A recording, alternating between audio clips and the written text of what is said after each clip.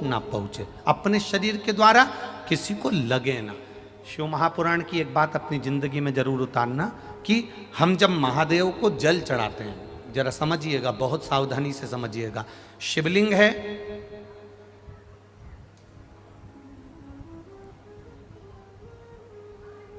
शिवलिंग पर हम जब जल चढ़ाते हैं, जब हम भगवान शंकर के शिवलिंग को जल चढ़ा रहे हैं, उस समय पर आपका स्मरण होना चाहिए, उस समय आपका ध्यान होना चाहिए। शिवलिंग पर जल चढ़ाते समय तुम्हारे हाथ में जो लोटा है, तुम्हारे हाथ में जो कलश है, तुम्हारे हाथ में जो पात्र है, वो भगवान को टच नहीं होना चाहिए, भगवान को लगना नहीं चाहिए। थोड़ा ऊपर से, अगर शिवलिंग मान लो, शिवलिंग अगर यहां है तो इससे इतनी ऊंचाई से थोड़ा सा ऊपर से आप जल समर्पित करें। यहां तक शिव महापुराण की कथा कहती है, जो जल हम शंकर भगवान को चढ़ा रहे हैं उसकी धार धीमी होना चाहिए। धीमी क्यों होना चाहिए? अपने मन की कामना करते हुए, जब हम मुख से भी कुछ ना बोले हों, हम भगवान से कुछ कह ही नहीं पाए हों, तो हमारे घर से जो हम जल लेकर आए हैं, हमारे घर की दशा, जैसे सुदामा जी चावल लेकर गए थे और भगवान कृष्ण ने चावल की पोटली को खोला था, चावल मुख में रख लिया था, चावल केवल पोटली खोले थे और भगवान कृष्ण समझ गए थे कि सुदामा के घर की दशा क्या है। उसी तरह जब हम शिव जी को जल चढ़ाते हैं तो महादेव हमारे घर की दशा समझ जाते हैं कि हमारी दशा क्या, हमारी दशा क्या है, ये महादेव समझ जाते।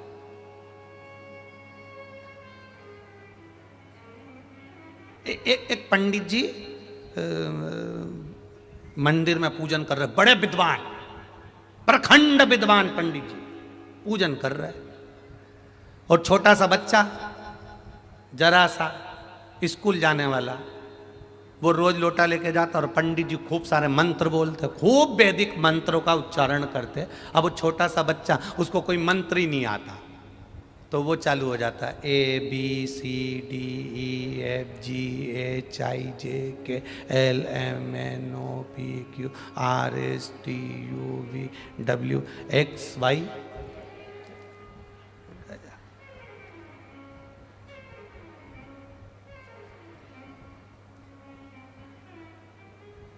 अब एक दिन पंडित जी को थोड़ा सा लगा, पंडित जी बोले, क्या ABCD ABCD करता रहता है, कुछ मंत्र मंत्र बोला कर, हिंदी में बोल भगवान को। उसने दूसरे दिन आ गया, आ से अनार का, बा से बकरी का, का से कमल का, गा से गमला, घा से घड़ी, सा से सरोता, डा से डमरू, बस। और पूरा अंगा पंगा सब बोल बुला के, अब पंडित जी बोले मंत्र बोलो मंत्र। बच्चा छोटा था पर शिव पुराण पूरी सुना था, तो उसने भी कह दिया, गुरुजी ये आ से अंगा तक के बीच में सारे मंत्र फंसे हैं, भगवान समझ जाएंगे, भगवान समझ जाएंगे कि क्या बोला है, उनको समझ पड़ती। पंडित जी विद्वत्ता में लगे, मंत्र पढ़ रहे हैं, आपको मंत्र नहीं आते, आप दिल से केवल शिव जी पर जो जल चढ़ा रहे हो ना, उसकी धार थोड़ी धीमी कर दो, जिससे पानी का छींटा बाहर ना आए, पानी वहीं की वहीं गिरेगा, आसपास घूमेगा। पार्वती जी शिव जी से उस जल के माध्यम से कहेंगी, इसके यहाँ कष्ट बहुत है, आप जब ये जल हाथ में झेल कर लेकर जाएगा, अपने घर में छीटेगा, तो आपको मुझे रिद्धि सिद्धि के साथ जाकर इसका कल्याण करना है। ये शिव तत्व।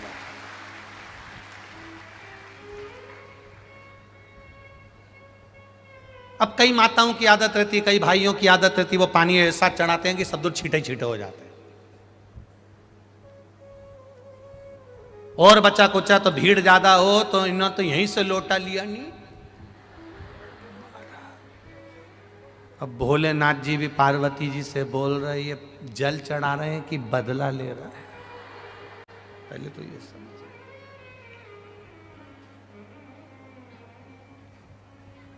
ये जल चढ़ाए कि बदला ले? हम पहले वो तो यहाँ पर भगवान की कृपा है। वैसे तो हम पाँव पड़वाते नहीं हैं किसी भी नारी से, पुरुष कोई भी हो, बच्चा हो बूढ़ा हो, किसी से पाँव नहीं छुआते। और यहाँ कई जगह तो वो मानते ही नहीं लोग, और बिल्कुल पाँव पे पड़ी जाए तो पाँव पे कहीं पड़े वो चिमटा खोड़ी जाए। अब फिर यहाँ से कथा में से जाऊँ मैं कमरा में जाकर वो थोड़ा बोरोप्लस मोरोप्लस कुछ लगा जो तो पाँव के ऊपर, भैया इतना नखून लगा दिया। वो तो यहाँ भगवान की कृपा है, प्रशासन बहुत अच्छे से संभाल रहा है, पुलिस प्रशासन बहुत अच्छे से, और सारी प्रशासन बहुत अच्छे से संभाली हुई है। तो यहाँ तो भगवान की बड़ी कृपा है साहब, बड़ी बहुत करुणा है, बहुत करुणा। तो कई बार हम भगवान को रिझाना चाहते हैं, हम चाहते हैं भगवान हमसे रीझे, पर कई बार अपनी गलती से भगवान रीझता ही नहीं है। अब तुम दे पानी का लोटा इतनी ऊपर से चढ़ा रही, पूरा छींटा अपने ऊपर लग रहा, वो पानी जो देवाधिदेव महादेव को चढ़ाया है, थोड़ा सा हाथ नीचे कर कर, लोटा कलश शिवलिंग को ना छुए, टच भी ना हो, नख ना लगे, अपने हाथ की चूड़ियां भी भगवान को घिसने में ना आए, अपनी कोई सामग्री से भगवान को चोट ना पहुंचे, धीरे धीरे जल चढ़ाकर जब वो जल घूमता है, हम मंत्र बोलें ना बोलें, हम कुछ कहें ना कहें, अपनी जल की धार अपने आप मंत्र बोलती है और महादेव को प्रसन्न कर देती है, अपने जल की धार। अब कहें ना, A for apple, B for ball, A B C D E F G H I J, भगवान से कह दिया तुम समझ लेना, हमें मंत्र नहीं आता, हमें जो आता था हमने कह दिया। आपको मंत्र नहीं आते कोई बात नहीं, आपको साधना नहीं आती कोई बात नहीं, आपको तप नहीं आता कोई बात नहीं, आप घंटों तक आंख बंद करके नहीं बैठ सकते। कई लोग ऐसे भी होते हैं जो तुमसे कहेंगे आंख बंद करो, बैठ जाओ, देखो कुछ दिखा, क्या दिखा? रायपुर दिखा।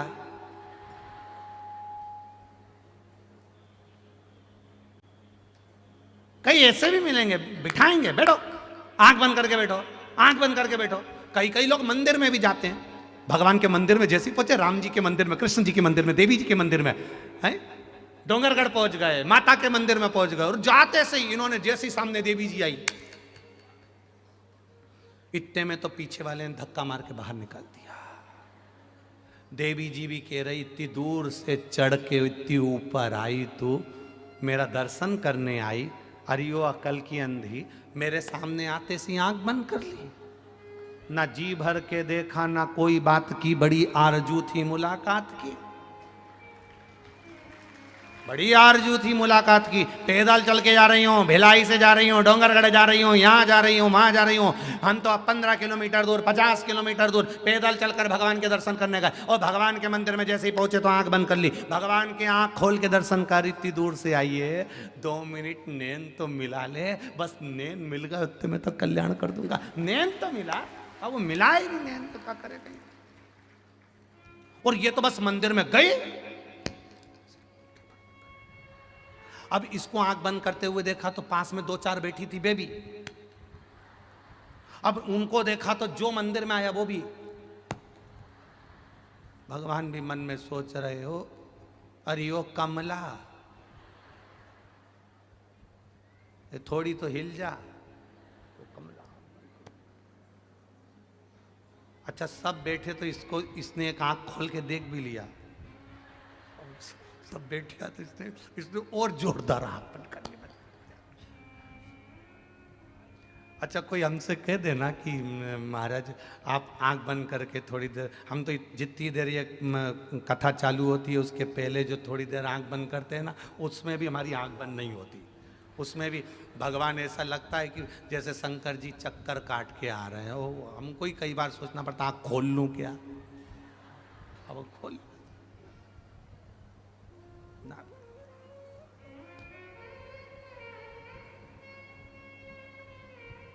वो कहते ना, तुझे ना देखूं तो चैन मुझे, तेरे सिवा कोई और भाता। अब भाई तो भाई का, अब जाओ तुम किसी से मिलने के लिए जाओ, जिससे तुम्हारा स्नेह, उससे मिलने के लिए उसके सामने आंख बंद करके। अब वो भेरू भी के ए जगदम्बा आंख तो खोल ले, मैं नीले कलर की शर्ट पहन के आया हूँ और सफेद कलर की जीन्स, देख तो सरी वो के नी, मैं तो ऐसे ही प्रेम करूँ। अब आंख खोले ही नहीं, अब नहीं खोले, किस काम का। अब भगवान के सामने तुझे ना देखूं तो मुझे, अब जितनी देर मंदिर में बैठो, तुम मंदिर में जाओ जरा जाकर देखो तो सही। किसी मंदिर में जाकर देखना, नंदी आंख बंद करके बैठा है? बोलो बोलो, किसी शिव मंदिर में नंदी आंख बंद करके नहीं बैठा, नंदी आंख खोल के बैठा है, टकटकी लगाकर। बस आ बैठ मेरे पास तुझे, ना मैं कुछ ना तुम। बस सामने नंदी के महादेव हैं और महादेव के सामने नंदी है, एक दूसरे को देखते रहो। जब नंदी कहता है, कई बार पार्वती जी ने कहा तू शिव जी के सामने बैठा रहता है, आंख खोल कर बैठा रहता है, आंख झपकता तक नहीं, आंख बंद करता नहीं, क्यों नहीं करता? नंदी कहता है वो आंख बंद करके बैठा है, एक क्षण के लिए जब वो खोलेगा मुझे जरूर देखेगा, इसलिए मेरा नेम उस परमात्मा से मिल जाए। बाबा से मेरे नेत्र मिलना चाहिए, मैं शिव से नेत्र मिलाने के लिए बैठा हूं और किसी से। घोड़ा देखा है? इधर चलते हैं क्या? घोड़ा गाड़ी चलती है इधर? है नहीं चलती? अच्छा, हमारे उधर चलती है। वो हमारे उधर घोड़े को ऐसे दो ऐसे पट्टे बांध देते हैं, देखा तुम लोगों ने? घोड़े को दो पट्टे ऐसे बांध देते हैं उसकी आंख के सामने। क्यों? जम के बोलो जरा, इधर उधर नहीं देखे, सामने देखे। बस हमें भी भक्ति के दो पट्टे ऐसे लगा लेना चाहिए जिससे केवल हम महादेव को देख। समझ जाओ, हवाई जहाज में उड़े हो, हवाई जहाज में सफर करा है, हवाई जहाज में सफर करा है तो वहां जैसे ही हवाई जहाज में ऊपर चढ़ के बैठो कुर्सी पे, इतनी देर में देवी जी आके बोलती हैं सीट बेल्ट लगा लो। बोलो, बोलती कि नहीं बोलती? अरे जम के तो बोलो। क्यों? सीट बेल्ट लगा कर बैठिए, बस अपनी सीट पर बैठिए, बेल्ट लगा लीजिए। जो हवाई जहाज चला रहा है उसको तुमने देखा है? जितने लोग अंदर सफर करते हैं, जो अंदर सफर कर रहे हैं, उनसे हवाई जहाज चलाने वाला मिलने आता है क्या? अरे बोलो, जम के बोलो। नहीं आता, केवल उसका नाम बोला जाता है। ये पायलट इतनी देर में, इतनी घड़ी में, ये पायलट इतनी दूर पहुंचा देंगे। पायलट का नाम बोला जाता है, समय बोला जाता है, पर पायलट मिलने नहीं आता है। और अपनी सीट पर बेल्ट लगाकर बैठे रहो, रायपुर से भोपाल तुम पहुंच जाओगे। उसी तरह हमारी कथा भी ये कहती है, भक्ति का बेल्ट बांध कर बैठे रहो। वो पायलट भले नहीं दिखता, उसका नाम तो मालूम है ना, जपते रहो पार लग जाओ। उसका नाम तो मालूम है ना, श्री शिवाय नमस्तुभ्यम। उसके नाम को जपते रहो, अपनी सीट पर बैठे रहो, भक्ति का बेल्ट बांध कर रखना। और उड़ान भरेगा, उड़ान भरेगा तब थोड़ा सा झटका लगेगा, उतरेगा तब झटका लगेगा।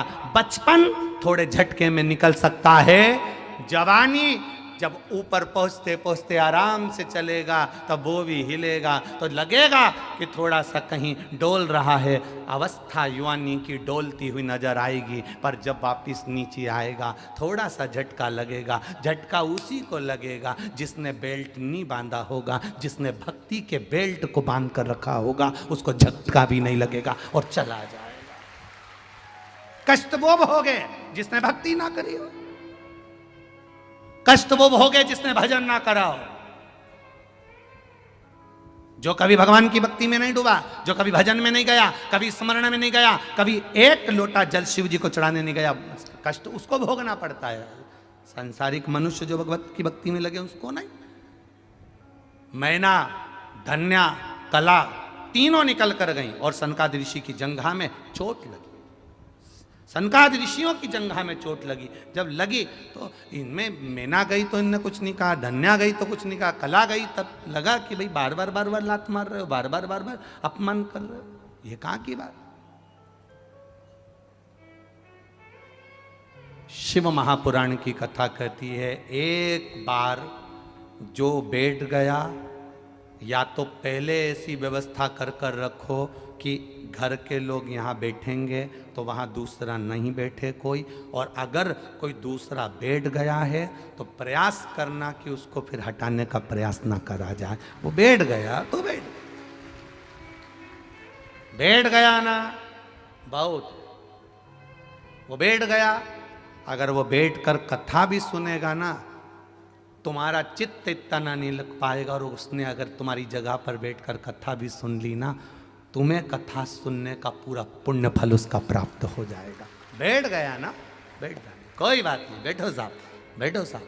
अभी यहाँ भिलाई में कई दुकानदारों ने अपने अपने घर के बाहर, कई दुकानदारों ने अपने रोड पर 2-2 टेंट लगा दिए और भक्तों के लिए वहाँ गादी बिछा दी, वहाँ चादर लगा दी।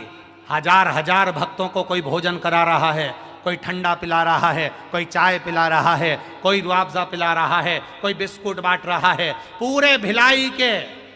और जिनको भगवान ने दिया भोलेनाथ ने, उन्होंने दोनों हाथों से 7 दिन लोगों को खूब जल पिलाना, ठंडा पिलाना, भोजन कराना, चाय पिलाना। और कुछ ऐसे भी होंगे जिन्होंने केवल जोड़ने का क्रम करा हो कि 1 रुपया नहीं खर्च करूंगा, चाहे सियोर वाला महाराज के तैके के चले जा, अपने नहीं खर्च करना तो नहीं करना, ये जोड़ ले, रख ले। जो ये 3 ये जो खर्च कर रहे हैं, इनको कहूँगा मैं, तुम तुम्हारी डायरी में लिख जरूर लेना कि तुमने कितने का पानी पिलाया, तुम्हारी डायरी में लिख के रखना, और 3 महीने में हिसाब मिला लेना। 3 महीने बाद एक चिट्ठी सी और भेज देना कि तुमने जितने का पानी पिलाया वो 4 गुना मिला कि नहीं मिला, 3 महीने के अंदर। और जिसने केवल लूटा,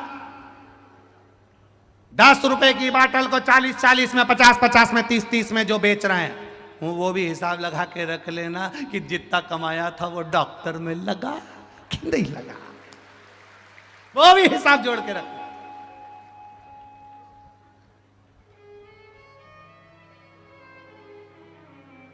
जोड़ो जोड़ो जोड़ो जोड़ो, उसके बाद यहीं पे छोड़ो।